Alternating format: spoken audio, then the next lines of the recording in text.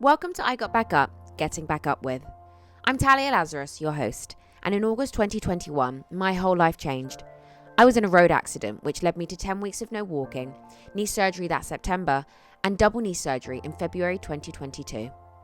After learning how to walk again in my 20s, my journey took me on a physical, emotional, and mental roller coaster, and I was broken and lost in every way. But then I learned I had the ability to change my own life and write my own story. So think of a taboo subject that's not always spoken about. Here we confront it and run towards it head on. Rock bottom becomes a safe and comfortable place. Rising from the ashes, taking control of your life, and showing up to your fears takes something extraordinary. The hardest step is the first one, but once you take it, you're already one step ahead of yesterday and one step closer to everything you have ever dreamt of. When I first got my scar, this is so heavy, but I was so excited to be alive, describes Lucy Rout, founder of Tabuu. At age 25, Lucy was diagnosed with rare pancreatic cancer, and after an 11-hour surgery and reconstruction of her digestive system, she now takes medication for the rest of her life. Inspired by her journey, Tabuu offers pill cases for any occasion and was featured on Dragon's Den. Stephen Bartlett described her pitch as phenomenal.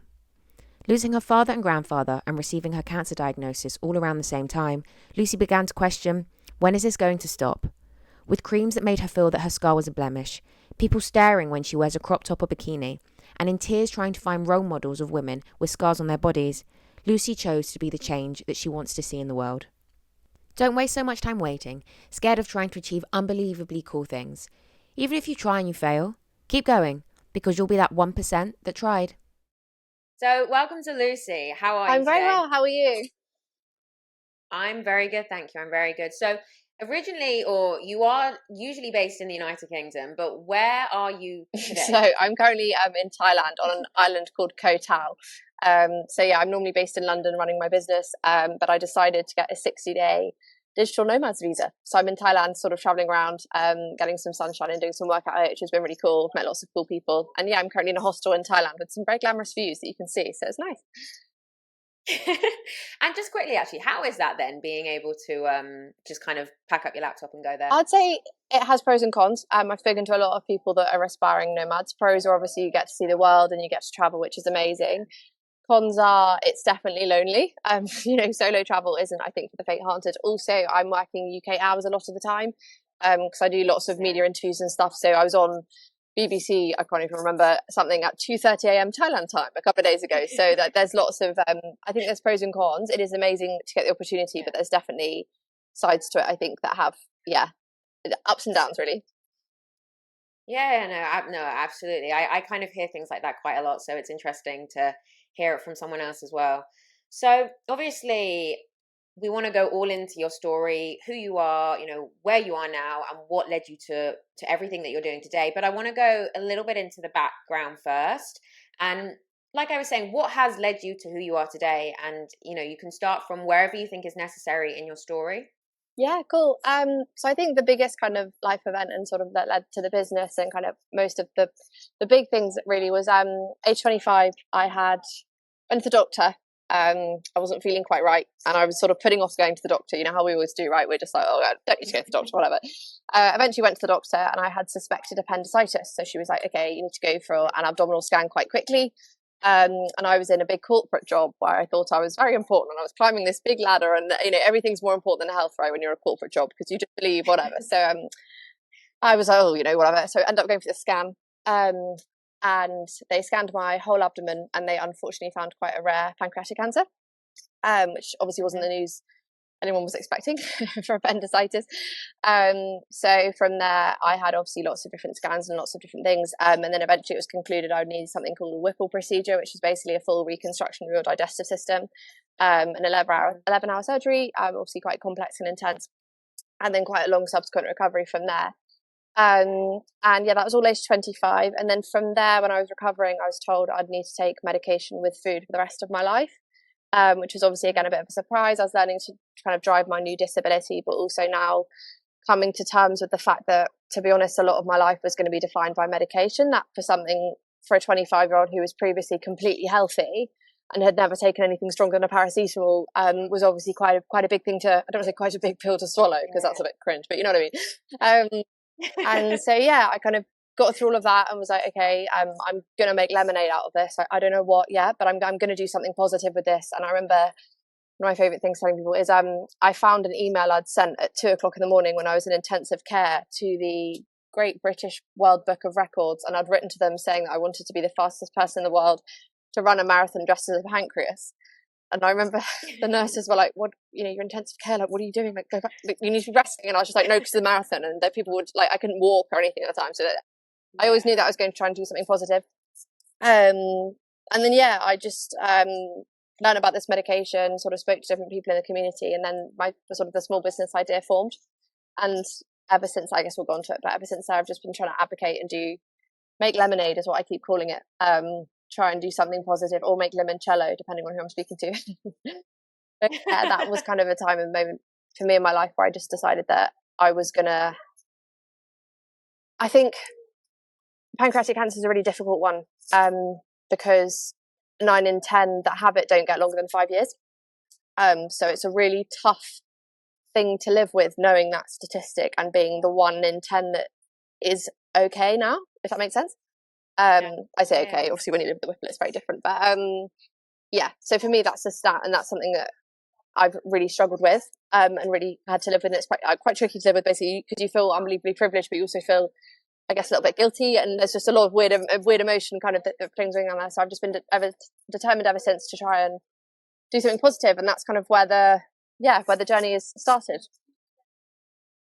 Yeah, it's really interesting that I mean, that's the thing, is a lot of the people I speak to, it's really interesting that how what they've been through, obviously, then, like you said, it changes everything afterwards. And for Yeah. you, making lemonade, let's say. But do you think that was that something you wanted to do before? Had you wanted to help people before, do you think? Or was it that life-defining moment? No, I've always wanted to help people. So my background before that, I was working for Unilever in sustainability and social impact. So we were doing loads of cool things we did a cool collaboration with Netflix, for example, all around sex education, and taboos around sex education, all working in sustainability, did work with UNICEF. So I've always wanted to help people. I think for me, getting cancer supercharged it, A, but also B, gave me this kind of, it's hard to describe. I always try and describe it to people. It gives you this, once you've beaten something like that, it gives you this relentless self-belief and this relentless kind of feeling of, if I can do that, I can do anything. So I'd always wanted to have my own business, but I'd always thought, maybe I'll wait to, I don't know, age 40 or whatever, once I've got more experience and I know what I'm doing and whatever. But after sort of that experience, I just thought, actually, I'm going to start my own business now. I'm not going to know what I'm doing, but I'm going to try. I'm going to get on Google and just start learning. And yeah, that kind of really supercharged and accelerated getting started, and was kind of the kick that I needed. But yeah. Yeah, I think it's interesting as well, because I think a lot of people want to do things in their life, but they're like, I'll do it. Yeah. I'll do it in a year. I'll do it in 5 years. I'll do it. Yeah. Yeah. I'll do it when I'm married. I'll do it when I've got kids. I'll do it. But I just think that there is never a right time. There is never really a right time. And the longer you keep holding something off, the longer it doesn't happen. And then eventually one day it's just not going to happen. I completely agree. And to be honest, I felt the same with travel. So I've always wanted to come to Thailand. But I was like, and I quite recently got out of a long-term relationship. I was like, okay, I'll wait until I've got a new boyfriend, or I'll wait until I'm a bit more, a bit more body confident. I struggle quite a lot with body confidence because I've got a big scar now. My body's really different. So I was kind of waiting. I was like, I'll just wait, or I'll wait until there's a better time for the business, or I'll wait until, the media stuff's calmed down or whatever. Then I just thought to myself, actually, book a flight, figure it out when you get there. And it's been one of the coolest experience I've ever done. But I think, to your point, I think we waste so much time, and it, breaks my heart to think how many people could be achieving such unbelievably cool things if they just stopped waiting and just started trying. And that's the message I push to anyone that will listen to me. 9 in 10 startups fail. My startup might fail. I might completely fall over. Going into Dragon's Den, I thought, oh my God, this is never good. All I'm going to do is leave with learning. And I left with what the media have very kindly called the best deal in 20 years. So my biggest message to anyone who reaches out to me, I get a lot of emails saying, I don't know how to run a business because I don't know what I'm doing, or I'm too scared to start a podcast. I'm too scared to start this.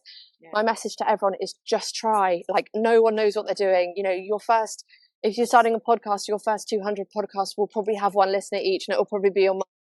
And then maybe someone else might listen to the second one, and then the third one, and you just have to keep going. It's the same with So when I started my business, I had no money, right? I had nothing.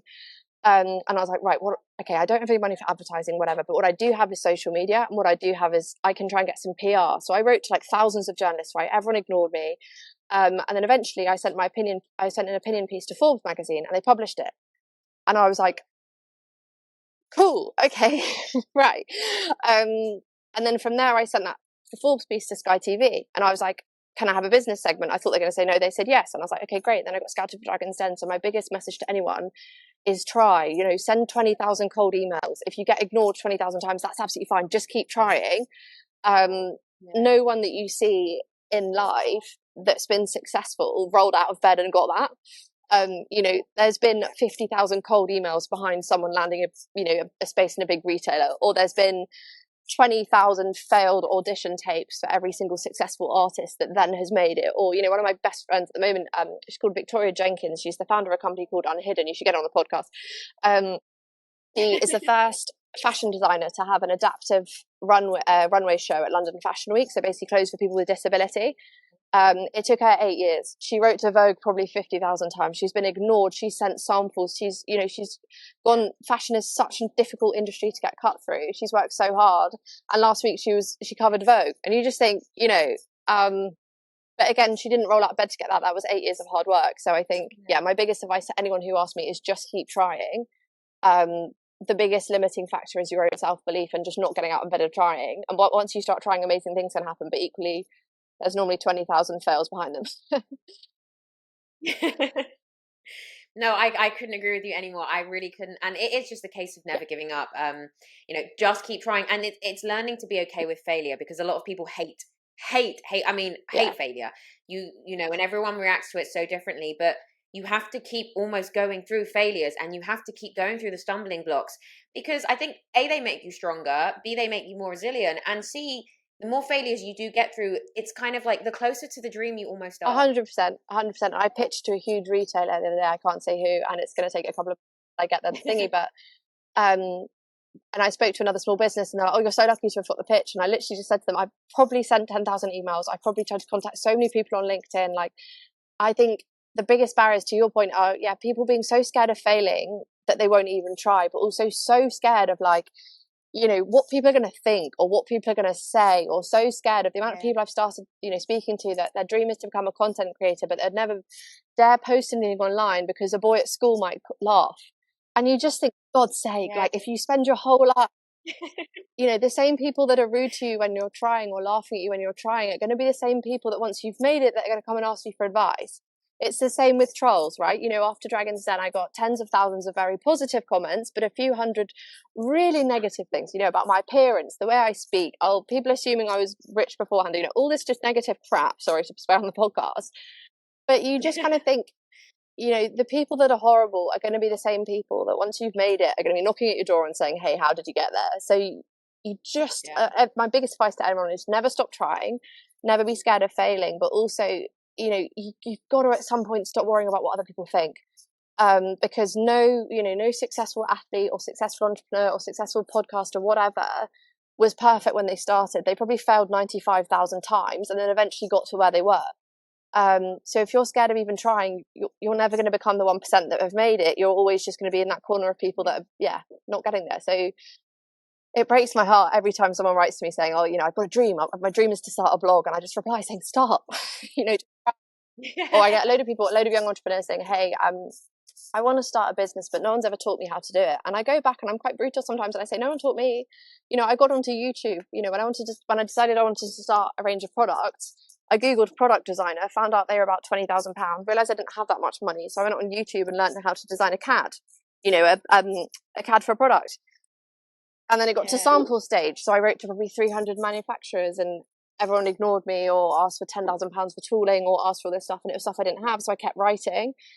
And you just have to keep going. I get very passionate about this sort of stuff because it just breaks my heart to think how many incredibly talented people there are in the world that are just too scared to try. Yeah.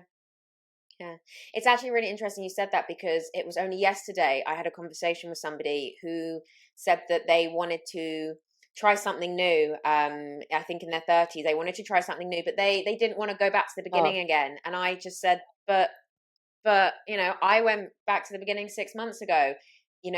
Go back to the beginning, because if you go back to the beginning, you'll actually.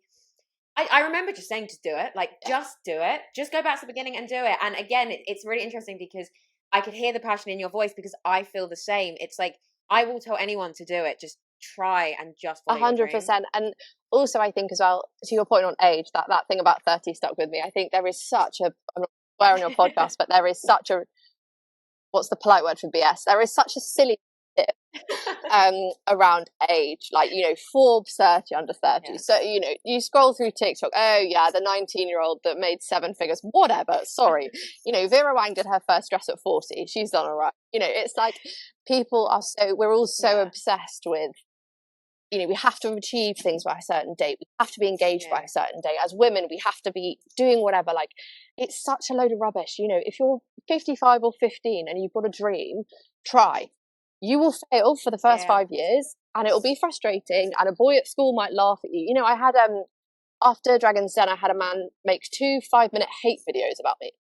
And I was like, interesting. And that's where I learned, actually, one of my biggest learnings, which I learned, was from this really famous entrepreneur who reached out to me and said, well done. And I nearly fainted when he emailed me, because I was like, what?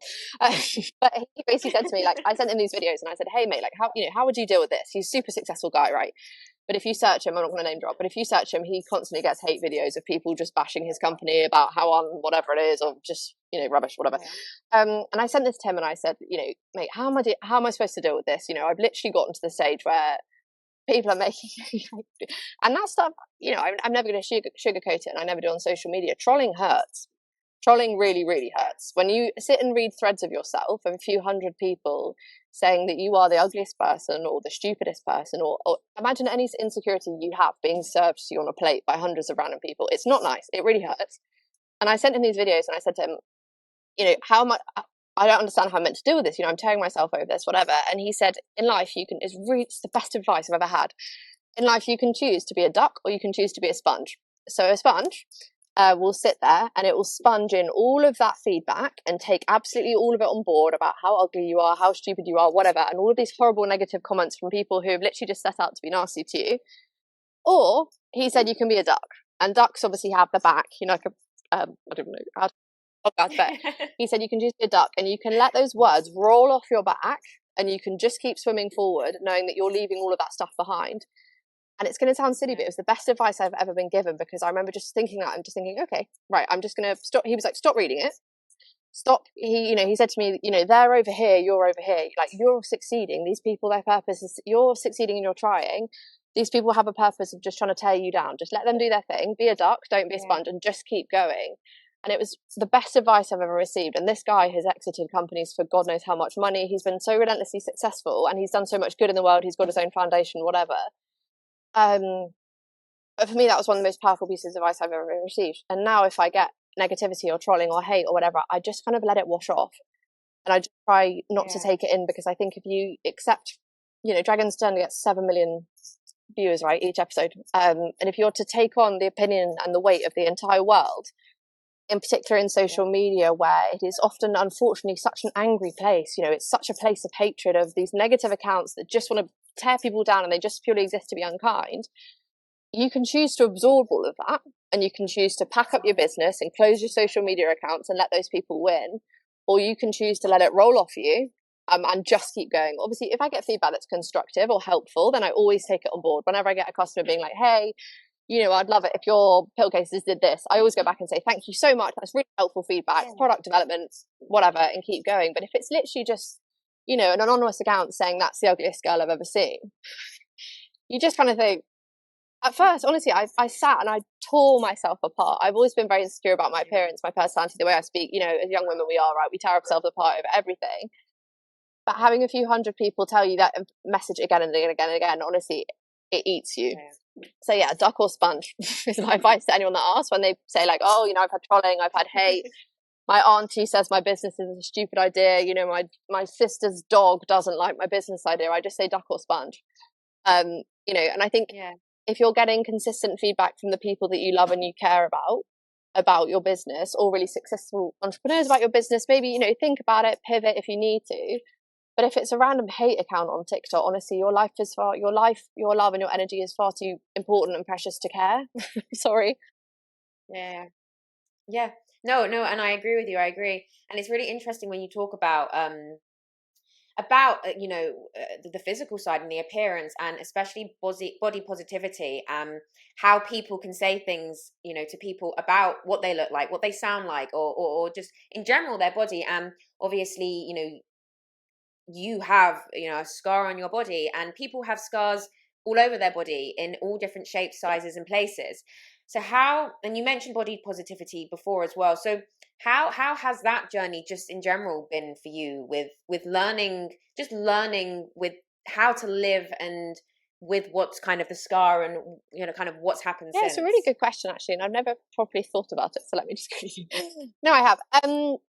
So I've been on a real journey with self-acceptance. So when I first got my scar, this is quite heavy, so sorry, but I was so excited to be alive, and I was so excited to be out of hospital, that I thought my scar was the best thing in the whole world. I absolutely loved it. For me, it was this undeniable sign of strength, and I was like, this is the coolest thing I've ever seen. I absolutely loved it for like the first, I reckon, 3 months of recovery. So for 6 months I was in physio. So my first physio was learning how to walk again. It was learning how to breathe from your diaphragm again. It was really starting, and I'm a gym girl, so I'm used to being able to squat 60 kilos. So for me, this was like, right, we're really starting from the beginning. I got really thin, whatever. So I had to rebuild myself back up, and I saw my scar as such a sign of strength. I thought it was amazing. I loved it.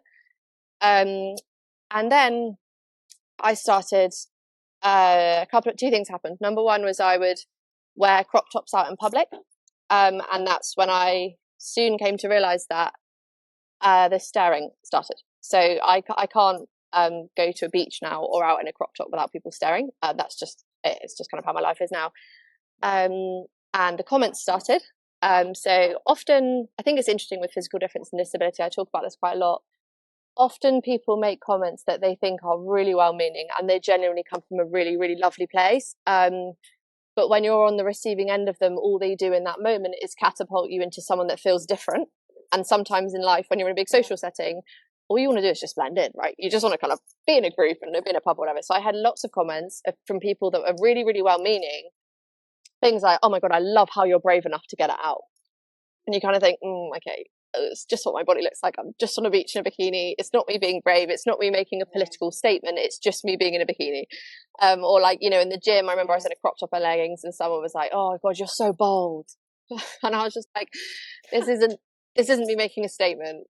This is just me going to the gym. Like, and I remember that sort of started to taint my confidence a bit. And I was kind of like, okay, brush them off. But once you get enough, like, and also I think it's just learning to live with something you're not used to. So I've always been able-bodied. I've never really had anything about me that's different that people would stare at, so I'd never really had that before. So it was learning to live with that. Then also I started using, I quite openly bash them, to be honest. I started using scar creams and stuff just to like make it more healthy and whatever. And I think when you read the messaging enough that your scar is a blemish or an imperfection that you should be trying to get rid of, you really start to believe it.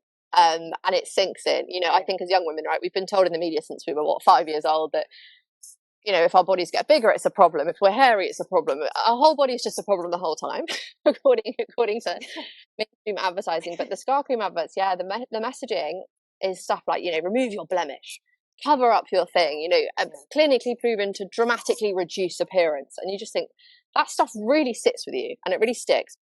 And then there's obviously, the side with regards to, I don't think it's usually talked about, but happy to chat about it, regards to things like sexual confidence. So as a young woman, right, if you're, in your underwear and your scars out, it's a difficult thing to try and embrace. I've got a lot of friends that have had things like mastectomies, so have obviously lost their bodies, etc. So it's difficult, it's hard and it takes time. And I searched everywhere in the media. I used to literally sit and Google girls with scars. I'd be like, come on, girls with stomach scar, come on, find me a role model that I can look up to that's wearing a cool outfit and wearing cool leather pants and has a scar like mine that I can look up to for inspiration. and that is shown as a powerful portrayal of someone who's beaten cancer, has a scar, lives with disability, and is now sort of living her best life. And I really couldn't find anything. And I sat for hours and hours and hours and days and days and days. And it got to the point where I just thought to myself, do you know what? I'm going to start being that for other people. I wrote it on a piece of paper and I was like, I don't know how I'm going to do it yet, but I'm going to start being it for other people. And it started with me for what I call mini revolutions. So for me, every single time a woman or man, are they them, anyone of any gender, shows their body that's not used to being seen either on social media or in the gym or on the tube or whatever, for me that's a bit of a mini revolution, because you can see other people looking and you can see their brain thinking, well, hang on, she's, you know, they look once at first because they're inquisitive, and then you can see their brains kind of thinking, well, hang on, if she's doing it, actually I've got something like that, and actually I normally cover mine and whatever. So I started wearing it out everywhere that I physically could. I now just ignore staring because it happens to me wherever I go. So I just started ignoring it. And then I started, showing it on socials and just sort of getting it out and stuff. And then again, you get comments like, oh, yeah, you know, I wish I was as brave as you. And you just think, oh, you know, whatever. And then obviously there was the media side. So when I was when I got my first press coverage in Forbes, I made a huge point of wearing my scar out. So I phoned a friend and said, hey, I've just been covered in Forbes and they need press photos. And I'm not really sure what they are, but I think we need to take some cool photos of me in a suit with a pill glass full of pills. And she was like, okay, sure. So we found this suit and we took these photos of me with my mascara out. And that's kind of when it started. And then same with Dragon's Den. I wore it out on the show. And now in every piece of media content I put out, I show it. And I've had over, I think today it's 237, I counted yesterday, messages or emails or whatever from young people who've either had cancer or had something called a laryngectomy or something, which is like a similar thing to me, that have scars like mine, of the exact same similar sentiment, saying stuff like, you know, I've been scouring the internet for representation. You're the first role model I found. Thank you. Or I had a woman the other day, if I start crying, no, I'm not, because it's embarrassing, but I had a woman the other day saying, hey, I had open heart surgery and now I have quite a similar scar to you. I've never worn a bikini before, but after seeing your campaign, I just bought my first bikini. And you just think, like, you know, all the sales in the world, all the press coverage in the world, all these weird awards in the world that you just get emails saying you've been nominated, and you're just like, okay. Nothing means more than a message like that, because, you know, I sat in tears for months looking for one of those, and all I wanted was to see my body in something that wasn't one of those stupid adverts that was telling me I was a blemish, telling me my whole pretty much upper section was a blemish. All I wanted was that moment of seeing someone that looked like me that I could relate to, and to be able to have the opportunity to play a very small part in being that for other people means more than any amount of press coverage, awards, sales, or success that anything else could be. And yeah, that's what Taboo's all about. Like, it's, you know, I got tagged in a really emotional LinkedIn post again yesterday, just like trying to advocate and show, you know, disability is not a dirty word. We're not a sob story. You know, none of us are sob stories. None of us have our violins out. We're all just going through adversity and doing our very, very best to live the best lives that we can on the other side of it. And we deserve to see ourselves in media campaigns. That's why I did, you know, directed a few campaigns. I did one for International Women's Day, and I did one for Tabuu, talking about like medication stigma. And I set out on a mission to put as many different physical differences and conditions as I could behind the camera in a positive way, because you know, we need so desperately to start disrupting advertising and start disrupting the media, so that little girls aged 5, you know, 5-year-old Lucy needs to be able to look at adverts and see herself represented, not just on a billboard saying that she's a blemish. Like, for goodness sake, I think body positivity and things have come such a long way, but there is so much work to be done. I think in particular within the realms and space of disability, it is so often and so obviously a box tick for so many brands. You know, you see their lineup in a campaign and you can just see the look on their face going, oh, we need to quickly just get someone in a wheelchair and just put someone in a wheelchair in the end. And that's not the reality of the landscape in the UK. There are so many people living with disability. We deserve to see ourselves in campaigns, and we deserve to see ourselves represented. So yeah, to be able to play a very small role in that is amazing. I also, a big message I normally push is, you know, my body confidence isn't perfect every day. Someone said to me, you know, what's your secret? Like, how are you so confident? I had this on a shoot. I was doing a bikini campaign shoot thing a couple of weeks ago.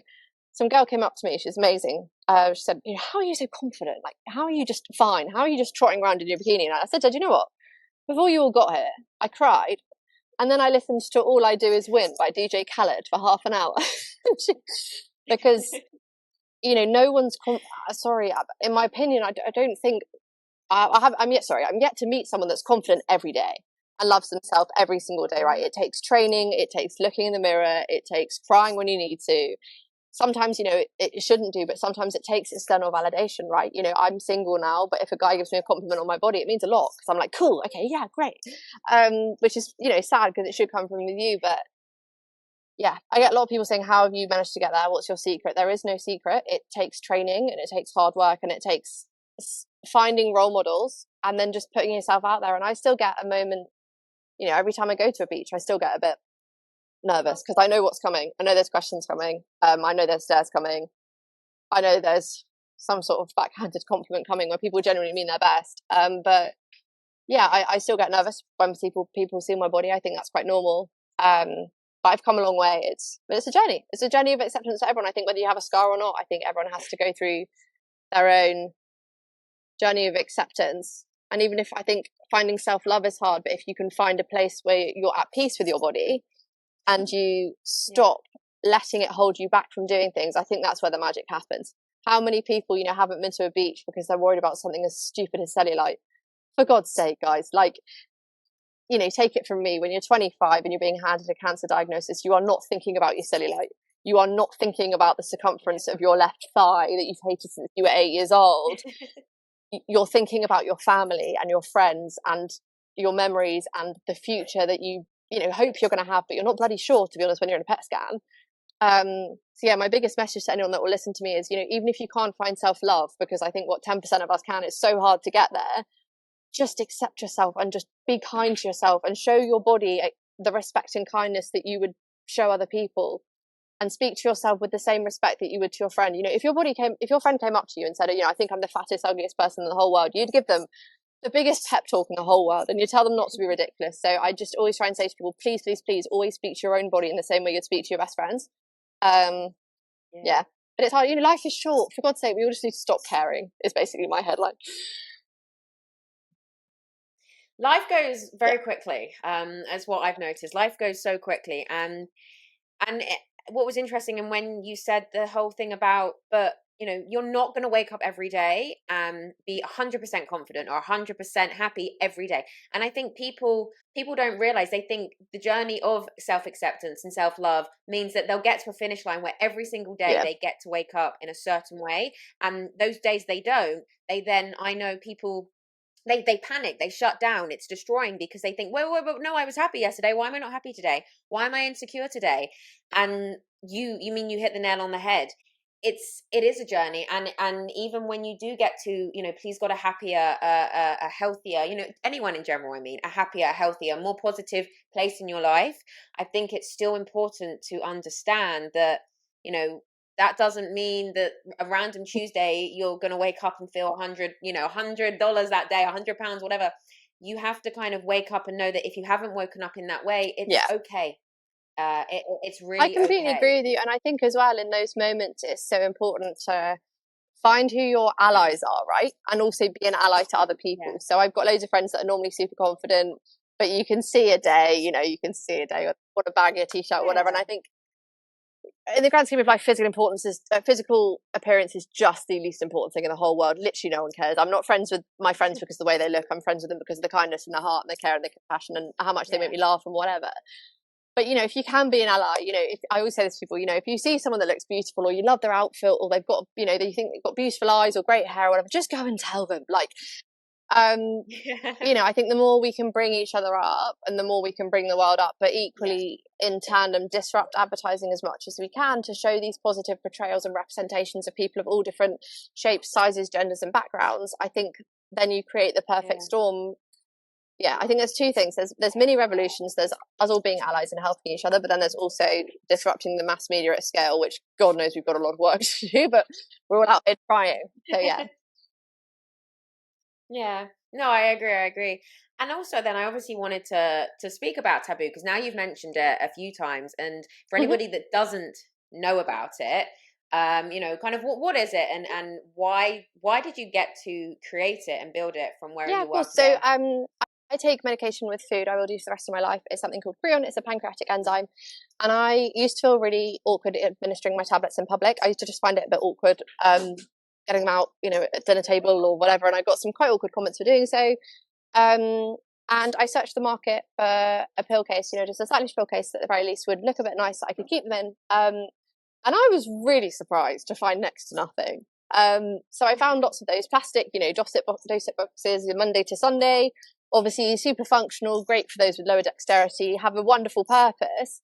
Not necessarily to my style choices. So I kind of, looked a bit further, did some more digging, and I was really, really surprised, to be honest, and quite disappointed to find next to nothing that combined, style, function, and durability for young people like me living with chronic illness and disability that just want to pop something in, their tablets and something that looks a bit nice. So I had a bit of a look on the market, found out that you could buy about 20 different types of sandals for a dog, but not a nice pill case, which I thought was interesting. So yeah, that kind of, I thought, okay, right, I'm going to build a pill case business. I'm not really sure how I'm going to do it, but I'm going to build a pill case business, and the brand mission is going to be remove the stigma around medication by opening up the conversation. So I got onto YouTube and learned how to design my first ever products. I did 3 different 7 days software free trials to learn how to design my first ever CAD. Then I emailed hundreds of manufacturers, eventually got 2 rounds of sampling, did some prototyping, and then did my first. I invested everything I have into my first minimum order quantity, which was obviously very nerve-wracking. And then the stock arrived, and I panicked, obviously, because I think as any entrepreneur does, and just thought, oh my god, what have I done? I was working alongside a full-time job at Amazon at the time, so it was alongside a full-time job, and then I just bought a TikTok Lite, because I was like, okay, right, I need to get some social media. Bought a TikTok Lite and just started talking to camera about my medication, so trying to educate others and telling the story of the business and trying to drive those conversations open. And now we have, I always say we, it's just me. I have 2 products. So a daily pill case, which is sort of like a small pill case that's stainless steel, attaches to a keyring. And then I have a 7-day pill case as well. The journey I incorporated in July 2021. Started selling October 21. First piece of coverage was, I was very fortunate. I don't want to say lucky, because it's from the result of pitching, so it's never really luck. But I got it into Grazia magazine, which was cool. Then we got Forbes magazine, which is amazing. Ended up with Sky TV, and then it was at that point in December 21 where I got scouted for Dragon's Den, and that's when my life changed a lot. Really, yeah, that's when it all kind of went a bit crazy. Yeah. And I guess again, it's really interesting because had you have not been what you've been through, then you wouldn't have created something like this, which is always, again, I know I've said this before, but it's always so interesting how things happen, and how the world goes after just anything in life. And then obviously, so how was being on Dragon's Den? Oh my god. Okay, so a week before, well, I guess you won't. So the show obviously cuts out quite a lot. So a bit more context. I scouted in, would have been January 2022. Lost my dad back in January 2022, which was really difficult. And then, so I was going through the Dragon's Den application at the time, and then my dad died, and I was just like, I'm done, like, whatever. Very nearly emailed them and said no thanks. Just because, not right time, whatever. Also, business was really small. I'd been trading for 3 months. I'd made 10K, like, all these hundreds of reasons for why not to do something, to your point that we made earlier. And I was at a super low point. Obviously, losing your parent is awful. And I was just like, I don't think I want to do it. And then I got a call. I'd got through all the process, and they were like, you've got a filming date at the 11th of May. And I was like, right, okay. At which point, obviously, you're under like 100 NDAs, right? So I called my mum and just said, hey, this thing's happened. I've got a filming date. Not everyone that gets filmed makes it on TV, whatever. I just said, I don't know if I'm strong enough at the moment. I don't think I should do it. And she said, you've got to go. She was like, we'd lost my granddad the year before as well. And he used to, he was amazing. When I was 5 years old, he used to say to me, what do you want to be when you're older? And if I said anything that wasn't Prime Minister, I'd get told off. So he's very like, whatever. She was like, you've got to go. She was like, they'd be so proud of you. You've got to go and try. And I was like, okay. And then was doing all the preparation, and a week before I called her again, and I just said, Mum, I physically can't do this. Like, the business is too early. They're going to laugh me out the door. It's going to be embarrassing. Also, you sign over to the BBC what's called full creative control, so you don't get to see the edit. So anything can happen. And I just said to Mum, I don't think I can do it, and also you get all these warnings about online bullying, you get all these warnings and all these reasons not to do it. And I phoned my mum and said, I don't think I can do it. And eventually I decided to go ahead. Went for the filming, did my pitch. I was so nervous. I don't know if you've seen the episode. I was literally shaking so much. They kept telling me to breathe, which is obviously great. And I opened my eyes after I finished my pitch, and I was like, they're going to tear me apart. They're going to laugh me in the face. They're going to be like, get out. What are you doing? And Stephen Bartlett looked me in the eye, and he was like, that was phenomenal. And I was like, and you can see it on the screen. I kind of freeze in my eyes. My eyes went so wide I went viral on Twitter, which was hilarious. And then at that point, I was like, right. And I don't know what it was. It was just this weird, weird life thing. Like in my head, it's going to sound really, really crazy, but I saw my dad, I saw my granddad, I saw my mum, I saw all my friends, and I just saw everything. I saw like cancer. I just saw it all after he said that. And I was like, literally thought in my head, I was like, I'm not getting out of here without an offer. I was like, I'm not doing it. So I was like, right, push your shoulders back. Come on. Like I literally gone from like shaking, like, I don't want to say little girl, but I was terrified. And I pushed my shoulders back and I was like, right, if he said that means my logic was going off. So I was like, right, if Stephen Bartlett said it's okay, well, not okay, he said it's phenomenal. I was like, that means the others probably think it's okay too. So you're not getting out of here without a fight, basically. You're not going anywhere. So, and you're grilled I was in there for 2 hours, which no one ever sees. You only see like 15 minutes. And you just get grilled. Every single bit of your business gets overturned and questioned and grilled and whatever. And then I left with, obviously the deal I did. And it was crazy. Obviously you're under NDA, and then I went live. It didn't go live until the following January. So you're sat on this weird secret for like 9 months, which is crazy. And all your friends are like, what's new with your business? And you're just like, oh, nothing. It was a great experience. Obviously once in a lifetime. I went to go and work for Peter for 6 months, which was cool because that was one part of my job offer. Part of the deal was to go and work for him, which was amazing. Obviously once in a lifetime opportunity. And then after the show, the business went crazy, and I just had to decide whether to go full time, and I did.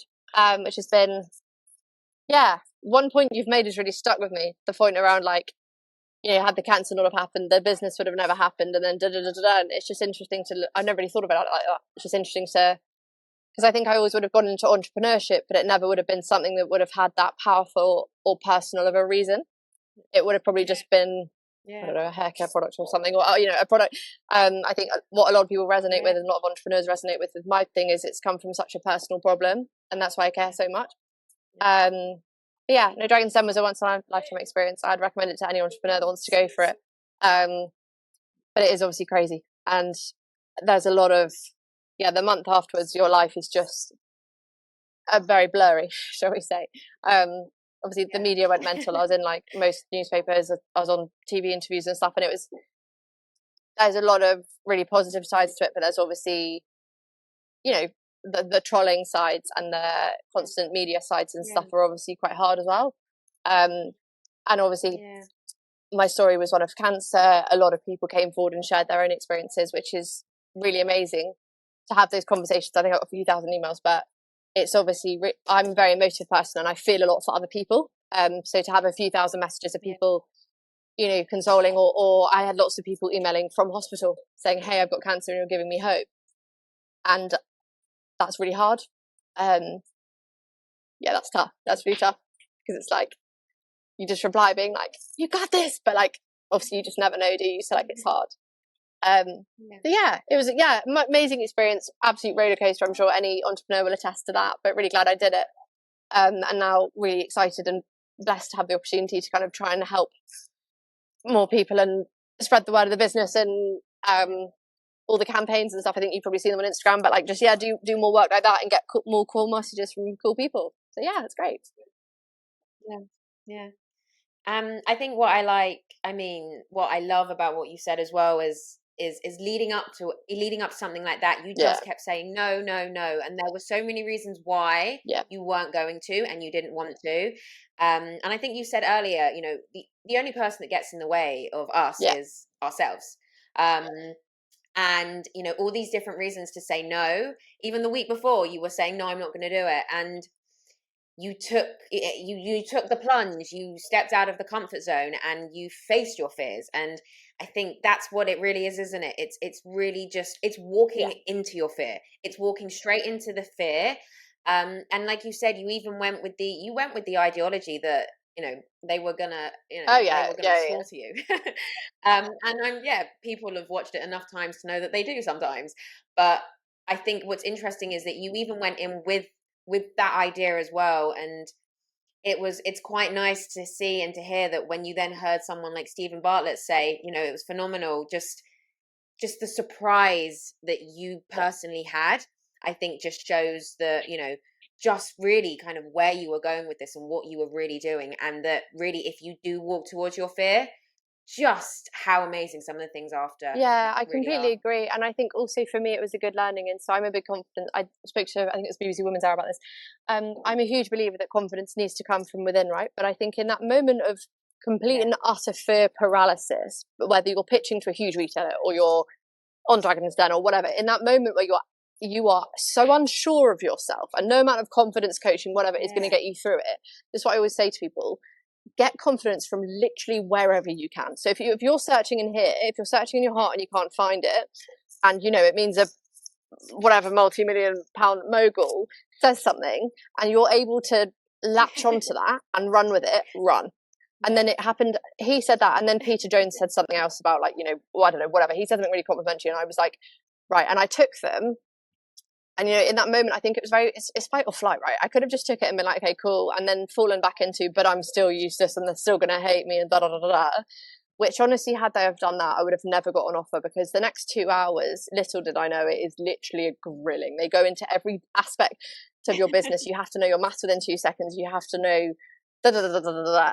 And I think, had I not been able to use his words and then Peter's words as like almost a stepping stone to pull myself up a bit and be like, right, come on now, like, they've said something positive, push your shoulders back and get on with it, and come on now, you're going to fight now, then I would have never got an offer. But it was just being able to, in that moment, be like, right, I don't have any confidence in myself. There's a camera crew of 7,000 people over there staring at me, which they're telling me to ignore. Take confidence from wherever you can. So I say to people, even if someone leaves a positive message on your Instagram account, or I spoke to an entrepreneur the other day who's cash negligent at the moment. Basically, their business's money is just, they're struggling. And I gave them a bit of advice about financial literacy, etc. But the other thing I said was, they were like, I'm super demotivated, I'm super this, I'm super that. I was like, what is your why? Like, why did you start this business? For me, the reason my why that I refer back to every single day is a message I got in November 2021 when I first started TikTok, and it was from a mum called Trin, and her daughter, who's 14, had seen the product. She'd had a similar surgery to me, and she'd seen my TikTok, and she'd gone to her mum and said that she'd never felt more seen or represented. And that for me is my why. I'm not going to cry for the second time on this podcast, classic. That for me is my why. I have it screenshotted, it's saved on my phone, and every single time that you get a rejection, or your business is about to fall over, or you're having a day where running your own business feels like pushing sand up a hill, I read my why, and that's the thing that keeps me going. So anyone that asks me, I say, find your why. And I also think, if you're a business owner and your why is solely to make money, obviously money's important, right? Money makes the world go round, and you need to. You're always really going to struggle with that intrinsic motivation of, like, why am I doing this? Why am I actually here? What am I actually trying to do? Obviously, you have to keep your balance sheet. You have to keep your business cash generative. You have to keep all the numbers in the right direction. But I think if you're solely doing it for money, I think you can really tell the difference between business owners that are, but also versus people that have started with some sort of purpose, either sustainability or kind of social impact. Yeah. Yeah, no, it's all really, really, really interesting, and I agree with the sense of why. It is really finding why, and even if that why is tiny, and no one else has to understand the why, if it's the why that helps you get through that milestone, or that day, or even that hour, or whatever it is that you need to do, that why can be so instrumental and so important. And it doesn't, like I said, it doesn't have to make sense to anybody else. As long as it makes sense to you, then absolutely, I agree, find your why. And I wanted to then also just ask, you said you were 25, obviously, when all of this happened. And no one can lead you, set you up for anything like this. No one can give you advice leading all the way up to this of how to cope with it, how to handle it, especially mentally. So I just wanted to ask, how mentally, how did you take it on? How did it, This is going to sound crazy to you because you never had cancer, but for a lot of people that have had cancer, it makes sense. I built a spreadsheet. So I was like, at the time I was in Unilever, I was, flying high, corporate job, whatever. And then I got, obviously, this diagnosis, and I had between diagnosis and surgery, I think a month, if that's right. Yeah, about a month. Of like, but obviously it's like back to back. It's a PET scan, it's a whatever, it's a biopsy, and I built a spreadsheet because I had absolutely no idea how to cope with it. I didn't want to get upset. I didn't want to get upset at work. I wanted to keep working till the very end. I didn't want to talk about it with anyone. I didn't want to get a therapist. I didn't want to tell my friends. I just, like this can sound so stupid, but my personal brand was Lucy, who was the work social sec, who would always organise the trips to the pub, who was baking birthday cakes for everyone. I did not want to be Lucy the sick person. I was like, what the hell? Like, no, I've never no, I was just like, I'm just not doing it. I just was like, no. And then my doctor's like, okay, cool. So I built a spreadsheet and I basically decided I was just going to do it one scan at a time, one, blood test at a time, one whatever at a time. Did the same in hospital. So I didn't cry in hospital. Just, when we did when there's obviously bits that aren't particularly nice, like intensive care or whatever, I'd write like raps with the nurses. I was like making everything into a joke. Like, I think everyone was just a bit like, what the hell, when's she going to crash? But I just refused. I was so frightened of letting my mum get upset, or like, my mum's super tough, but like I was so frightened of my family getting upset, because obviously watching a loved one going through something rubbish is so much harder than going through something rubbish yourself. Like seeing someone else in pain or seeing someone else scared or whatever, for me is the worst feeling in the entire world, and I hate it. It's like my biggest fear in the world now is someone that I love getting sick, and I just knock on wood. But yeah, so I built a spreadsheet, refused to cry, I just got on with it. And then when I got out of hospital, a couple of days later, I developed a very strong stammer. So I was stammering a lot and I couldn't really speak very well. And we got to the point where we went to I went to the doctor and they're like, okay, we think you need to speak to a psychiatrist, and I got diagnosed with post-traumatic stress disorder. So obviously I hadn't given my body or brain any space to think about what was going on. I just built spreadsheets and tried to blast through it, whatever, and it manifested in really strong PTSD. So I lost my speech for a couple of weeks, really severely. So I had to do like speech therapy and things like that. Obviously all the standard stuff like nightmares and flashbacks and all of that kind of quite intense stuff that comes with PTSD. Also, it was interesting because it was just doing a therapy session. It's like, it's not really like a thing I'd really heard of before. I'd kind of thought it was just for people maybe that had been in the army or things like that, seen horrific things like that. So I did therapy. I was offered antidepressants. I didn't take them, but I did like a lot of therapy to get myself better and things like that. But I think, one of the charity partners I've supported, so Tabuu does a lot of charity work. We support, it's me.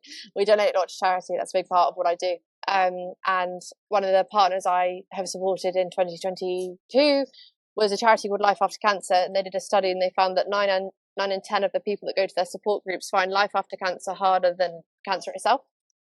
Because you're learning, when you're in cancer, you have these plans and like, you've got these nurses, whatever. And then afterwards, you're just kind of left with this new body. Lots of my friends, for example, in their early 20s have menopause or are infertile now. Or like me, live with a load of, rattle like a medicine cabinet, whatever. And obviously the mental side, when you're in it, you are so just determined that you're going to get better that you don't give yourself any headspace of, well, what next? And then, so the mental side was tough. Nothing really prepares you for it. And also there's just so many small life milestones to get through. So it's like, the first time you have sex again with your new body, or the first time you go to the beach with your new body, or the first time you go on holiday with your new body. There's all these weird sort of life milestones. So I got myself a lot better. And then after Dragon's Den, and just kind of everything, lots of other things in my life had changed again. That's when I noticed I was sort of struggling a lot more. And I think there'd been a lot of unresolved stuff that I just kind of put in the bin and been like, yeah, whatever. And last year I was speaking with a doctor who was like, okay, well, you've got depression. And I was like, no, I don't. She was like, no, you're depressed. And I was like, no, stop it. So I was like, cool. And I eventually decided to accept the help with the antidepressants. And I've been doing that and therapy and stuff. And that's been hugely life-changing for me. I think it's been such an interesting journey for me, because I think the whole brand mission is to remove the stigma around medication by starting the conversations we're too uncomfortable to have, I do loads of advocacy work in talking about things like antidepressants and getting people to talk about mental health medication. But when it came to me, when on 2 different times I've been offered it, I was like, no, I don't need it. No, I'm just going to get on with it. I'm just going to get over myself, you know, whatever, all of this stuff. But for me, to be honest, accepting that medication has been absolutely life-changing. And obviously in combination with hundreds of other things that I've changed, it's slowly let me get sort of a bit of my life back. Yeah, I think there is such a huge stigma, you know, and that's why I love Dr. Alex so much from Love Island, right? I met him last year. He's awesome, and all his work he's doing, because he's a super successful guy, right? He's a doctor, he's an author and whatever. He also just happens to take, I think, acetylene, which is for his anxiety. And my whole stance and whole thing I try and push with Tabuu is if you're being obviously you have to be really careful, right? So I'd never encourage anyone to do anything with their mental health. But if you're being referred by a doctor multiple times to try some medication or something, obviously it's up to your doctor and up to all of those things, and you're not taking it because you're worried about, you know, telling your friends, or you're worried about the stigma, or you're worried about what people might think, like, there could be this whole new life waiting for you, right? You know, if you're someone that's been struggling with mental health, there could be this could unlock this whole new world for you, which, to be honest, it did for me. And I just try and push to anyone that will listen to me, you know, it's literally just a pill. It's tiny. It takes 5 seconds to take. And it's changed lives for so many people. It's, some people take it forever, some people don't. Like, you know, again, I'm going to be really careful because I'd never encourage anyone to make any sort of decision, but I think this stigma and stuff has just got to go. And we've just, you know, you'd never feel embarrassed about taking a vitamin or something for your physical health. You know, if you're asthmatic, you never feel embarrassed about taking your inhaler. So I think, yeah, that's kind of been my journey. At first it was just therapy, and then after a while I decided to accept some stronger intervention, and it's been great. I don't know how long I'll do it for, if someone under care of my team and stuff, but yeah, my biggest message is just, there is no shame, there is no stigma. The majority of the most successful people in the world are all taking this stuff, we just don't talk about it. I'm sorry, I'm not in that group, you know what I mean? most of the most successful entrepreneurs I've met are all taking anti-anxiety medication. They're just not talking about it. No one talks about it. So yeah. Yeah. How are you doing now then? Like, yeah, good. I'm in Thailand. Look at the view. No, I'm doing good. I think my biggest mantra with everything at the moment, obviously your mood is super up and down, right? But my biggest mantra with everything at the moment is just trying to keep saying that a bad hour or a bad day doesn't need to mean a bad day or a bad week. You know, I had a really raw conversation with my mum, like, how long ago? Just after my dad died, actually. And I remember saying to my mum, I said to her, like, and this is the first time I broke. I've never broken. I'm always glass, not even glass half full, glass overflowing with fluid. And I remember saying to my mum, I said to mum one day, I was just like, when is this going to stop? You know, when, you know, I was given cancer, then straight away the world took my granddad. Straight then after that, the world took my dad. And then a bunch of other stuff happened. And I literally just, I remember it was the first time I broke, and I just said to my mum, like, when is this going to stop? Like, this is relentless now. Like, I'm age 27. This stuff shouldn't have happened. This, like, you know, obviously there's a caveat. Obviously there's a lot more people that have gone through a lot worse. But, like, I was looking around at my friends, and the biggest problems any of them had at the time were whether their genes fit them or not. And my biggest problems at the time were, you know, I've got a half a stomach now, and I've got all these disabilities, and my parents just died. And, like, I just remember thinking at the same time, I'm like, you know, when's this going to stop? And she gave me really good advice. She said, you know, life doesn't stop happening. You just, with each encounter, get stronger and more well equipped to deal with it. And she said, and it makes you also stronger and more well equipped to help other people. And that's always stuck with me. So now I've got a friend who just had a double mastectomy. She was going through cancer. And I've been able to be a really brilliant support to her, because I know all friends can be supportive, but unless you've lived an experience, it's really difficult to relate to. And you're also thinking, like, you know, what the hell am I saying to that? You know, you go out for dinner with a friend and they say I've got cancer, and you just think, what the hell am I supposed to say? Especially if you haven't had it. Whereas with this girl, I'm able to be like, okay, cool. So what's the next treatment? She's like, oh, I've got this. And I'm like, cool, I've had that. This is what happens. This is what you should do. Afterwards, let's get you some this, and let's do that. And let's go and get your hair done because you're going to feel tired or whatever. And she's like, okay, cool. So yeah, one of the biggest bits of advice I got from my mum was, bad things don't stop happening. You know, life doesn't stop happening, but you get stronger every time. You get more well equipped to deal with it, and you get more well equipped to help others. And that's kind of what I hold on to, because I think it can be quite easy. Only happened to me once, but it can be easy when there can be times where the world feels literally relentless, right? Like I had cancer, then my dad, then my grandmother, then all this stuff, and I remember just saying to my mum, like, this has got to stop. Like, when's this going to stop? And now I just try and see it as like one day at a time, but also when bad things do happen, I just try and keep that mantra of like, all it's going to do is make you stronger. All it's going to do is make you more well equipped to help other people. And you just have to, I think, cherish and enjoy life as much as you can, and enjoy every day as much as you can. You know, one of my biggest fears in the world, I have two. We're getting deep. This feels like the diary of the CEO with Stephen Bartlett. We're all crying. My two biggest fears in the world are, number one is my friends or family getting sick, because now I've been sick, I know what it's like. Or number two, it happening to me again, because when it happened to me, I was, on this corporate career ladder with this big plan and all these, I call it unaltered certainty, right? I had this unaltered certainty of future, of what my future was going to look like. And when you get given a diagnosis and put in a PET scan, everything gets taken away. Every single thing that you thought your life was going to be gets taken away, because you have no idea what the results of some stupid cell on your pancreas is going to say, right? You have literally no control. No one has any control. The richest man in the world has no control. Steve Jobs, look what happened to him. And so, now I just try and live life as much as I can, encourage people to do the same. When bad things happen, just hold true to the fact that I'm also quite a big believer, like, everything happens for a reason. Because I think otherwise you just lose faith. I had a few times where I had one time where I lost faith. I just thought, what the hell next? And you just have to find from somewhere the sort of will to keep going. Yeah.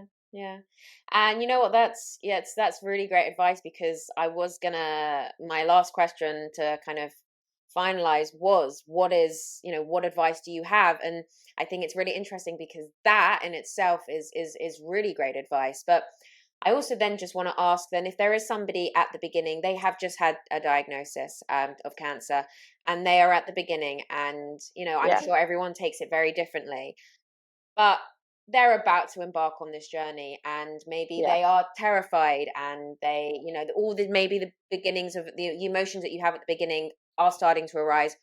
What would you say? It's an amazing question. I've never been asked it before. Such a good question. So it's the person going through the journey. Okay, so loads of things. Okay.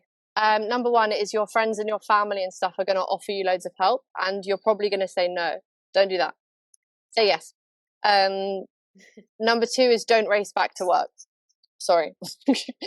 I, was so determined to get back to the corporate ladder in the corporate career and stuff that I rushed back. But I think give yourself time to heal afterwards, and just look after yourself, and also just speak to people. I think try and find, ideally, if you can, you'll get like a Macmillan nurse or whatever, right? But also try and find other people in the community. One big bit of advice actually that I wish I had done is personally, again, everyone's going to deal with it differently. I personally stayed away from Google. I started Googling my surgery. I freaked myself out. And then I was like, because you read all this stuff and you're like, they're doing what to where? Like, that was an organ. And so I stayed away, and I took each day as it came. I took each test as it came. I took each whatever as it came. I always went in with no expectations, because I think one thing about cancer that no one really talks about is, you'll get given a plan, but things change, or doctors change their idea or whatever. So just try not to, focus too much on the plan, and just let yourself feel. That's one thing I didn't do. If you're having a rubbish day and you just want to sit and cry it out under your duvet, just do that. And if you want a mate to come and sit, don't be afraid to ask for help. I never asked anyone for help, and I think everyone thought it was really weird, but like, if I could do it all again, I would have said yes to help from one of my best friends, and just said, hey, do you know what? I feel physically awful. I've got, I'm upset that you're all in the pub and I can't be there. Do you know what? Actually, I would like to accept your help. And for one Sunday afternoon, I know I can't move very much because I've got my drains and I've got everything, but could one of you just come and sit with me for a couple of hours and just watch a movie? So I think don't be afraid to ask for help. Stay away from Google if you can. That would be my advice. And let yourself feel, like, let yourself ride. Sounds really cringe, and I think it's a Ronan Keating song, lol, but like, ride the roller coaster of cancer. Like, it's a complete up and down. You'll have days where you're celebrating with your nurses because you get a PICC line removed. You'll have days where you're like, what the hell is all of this? I want this to stop. Let yourself ride it. And also celebrate the small wins. Let's say you've just bashed out 12 sessions of chemo and you've just finished. Celebrate. you know, you might not be up for going out for a glass of champagne or whatever, but like, buy yourself the nicest pair of slippers in the whole world. You know, celebrate. I met a girl who's she's the fashion editor for God knows what, something really cool, and she used to do chemo runway. So she used to go to chemo in the most fabulous outfits you've ever seen. She'd wear like a Vera Wang dress to chemo just so that she could feel in control, and that was her way. That was her version of her spreadsheet. I had a spreadsheet. She had Vera Wang. So do the things that make you feel in control. Don't be afraid to ask for help. Ride the wave and just be kind to yourself, and just know that every feeling that you have is valid. You know, if you've got a best friend who's just had the same diagnosis and she's laughing through it and you're crying through it, there's no right or wrong way to deal with cancer. Yeah. And just be kind to yourself, look after yourself, and never lose hope. Never ever lose hope. Like, yeah, here we go. God's sake, fry number 3. Yeah, and keep going. Find a reason to keep going. And never lose hope, and know that it's not going to be linear. It's not going to be, you're not going to want a cartwheel every single day. You're going to feel crappy some days, but just keep going and keep fighting and never give up. And then message me on Instagram when you've done it, because I get stuff like that the whole time, and I just cry with random people, and it's great. Yeah, hopefully that was not succinct at all, but it was a great question, and hopefully I've done it justice. You have, absolutely you have, and 100%. I think it's really important that people know it's okay to go to other people, whether it is on social media, however it is. So yes, please do reach out to Lucy. I'm telling people to, please do. No, that was amazing advice. Thank you. Is there anything else that you want to mention or discuss today? I think that's everything. Well, a couple of things. Just thank you so much for all the stuff you're doing. Honestly, I've listened to so many of your podcasts. I think it's brilliant. I think the stories of adversity that you're telling are so amazing, and there's so many common themes, I think, from the stories. So thank you so much. And just, I don't know, if you're listening and you've always wanted to do something, you've always had a dream, you've always wanted to start a blog or do some music or whatever, and you've been too scared to do it, just try. Your first 500 are going to fail, and the weird boy at school, whatever, might laugh at you. Who cares? Like, who fucking cares? Sorry to swear on your podcast, but like, keep being you. Never apologize for who you are. Try your hardest. If you fail, at least if you fail, congratulations, because you were the 1% that tried, because the rest aren't. So be proud of who you are, and listen to this podcast because it's cool. Thank you so much, Lucy, for joining me. And if you'd like to reach out to Lucy, then please do. So this week, ask yourselves, what are you waiting for? What are you scared about that is stopping you from trying? There is no right or wrong way to deal with cancer. Just remember to be kind to yourself. Life doesn't stop happening. This bad hour or bad day doesn't have to be a bad week. So have faith, and from somewhere, anywhere, find the will to keep going. Thanks for listening. I'll see you next time.